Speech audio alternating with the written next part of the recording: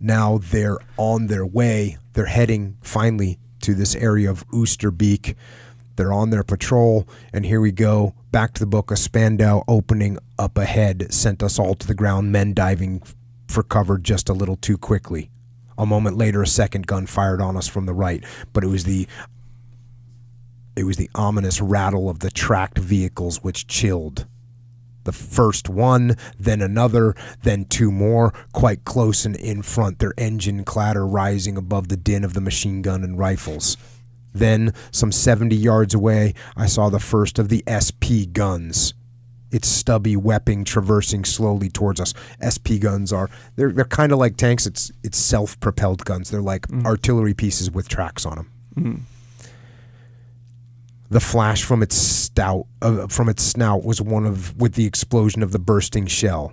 Just to the right, a half-grown tree shattered into jagged splinters. A second shot, following hard on the first one, covered Harrison and me with earth.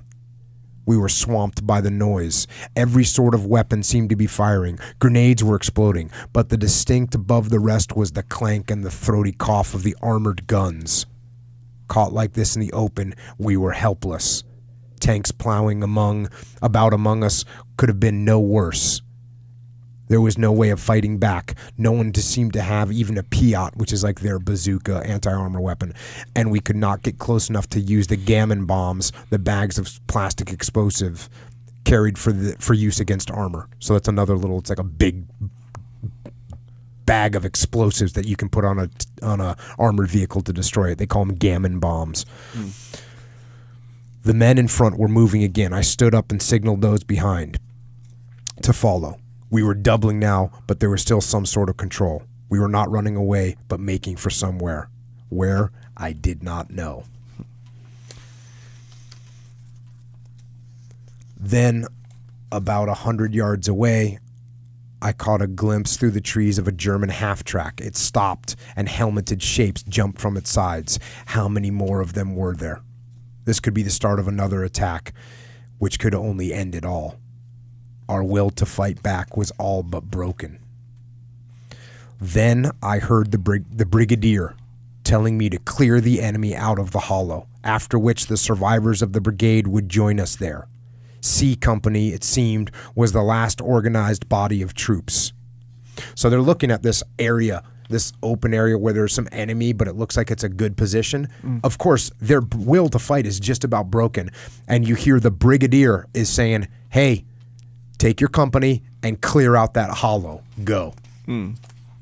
Back to the book. For a moment, I was so dumbfounded that I hardly heard the brigadier going on to say that the brigade major was dead as well, killed about 5 minutes ago. Another friend was gone, but I hardly listened. What was the brigadier ordering us to do in his quiet and determined fashion? It was absurd. The men were finished. Only a few minutes ago, I had realized that they were past defending themselves. Now we were being told to assault that Boche position. The brigadier's look was both quizzical and encouraging. The confounded man could see what was passing through my mind. Then I was away, dodging back and through the bushes towards the men in the ditch, even more aware than ever before of the bullets singing overhead. With my back to a broad tree which hid me from the enemy front, I looked down at the upturned faces. There was no point in wasting time on details. The orders I had to give them were quite simple, devoid of any complications, such as who would provide covering fire. It was time for play acting again.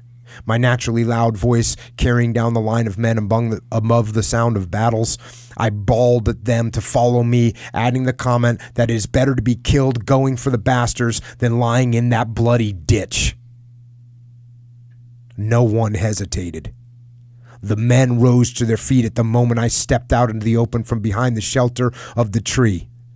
Glancing to my right, I was exhilarated by the sight of David Unwin's solid bulk running parallel to me, and 6 of his men following. David shouted something to the effect that they were coming as well, and I waved my Sten gun in acknowledgement.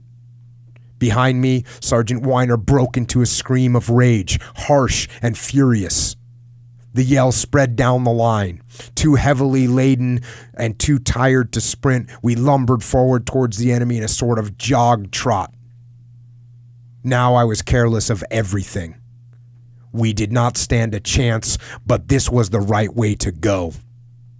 This was the proper way to finish it all. Nearly hysterical now, with rage and excitement, I heard my own voice join in the screaming. The Germans were shooting at us. I could see flashes of their weapons springing out of the gloom of the trees. There was no need to look back to confirm that the line of men was still following. The noise told me they were there. Now the Boches were no more than 50 yards away.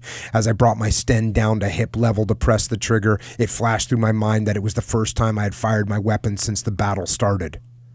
My forefinger squeezed the metal. Nothing happened. It had jammed. Here I was, running toward the enemy with a useless piece of metal in my hands. There were figures moving among the trees. First a couple, then a half-dozen dark shapes were outlined against the green background. Men sprinting away, men disappearing through the trees. The Boches were running away. We had done it. We had driven the enemy out at the point of bayonet. This was the ultimate in war. The sight of the savage, screaming parachutists streaming towards them had been too much for the Germans, even though they had to do nothing more than keep their heads and shoot straight. Yeah. So there you go. Surrounded, broken, and I think key point here, when you think you're broken, do something and do something aggressive. Yeah. This is 100% default aggressive. That's what this is. You know what? We're here. We're being defensive. We're hiding in our slit trenches. Okay. You know what we're going to do? We're going to attack. Yeah. We're going to attack full force. Yeah. Back to the book. The sight of David on the right added to my delight. Shouting to him to hold the right of the hollow, I directed Sergeant Weiner round to the left. There was no need to tell anyone to hurry. They all knew that the Germans would not delay in mounting a counterattack. A moan of terror distracted me. I turned to the wounded German. The man's features were contorted into a rictus of despair. Above him stood Sergeant Major Kelly, red-eyed and panting, his bayonet raised above the soldier's stomach. But Kelly did not strike. He was relishing the moment, snatching maximum pleasure from the wounded man's anguish before he sliced into the soft belly. As my newly found Mauser knocked the bayonet to one side, the sergeant major snarled at me in an unspoken protest at such silly scruples. Then he seemed to shake himself. The bloodlust had passed, and he came to his senses, gathering his men to the defenses. So, again, this guy goes from the pure fury and rage of this incredible bayonet assault, and then he immediately just puts one of his sergeant majors in check, who's about to, ruthlessly kill this wounded guy. Very interesting dichotomy there. Mm-hmm.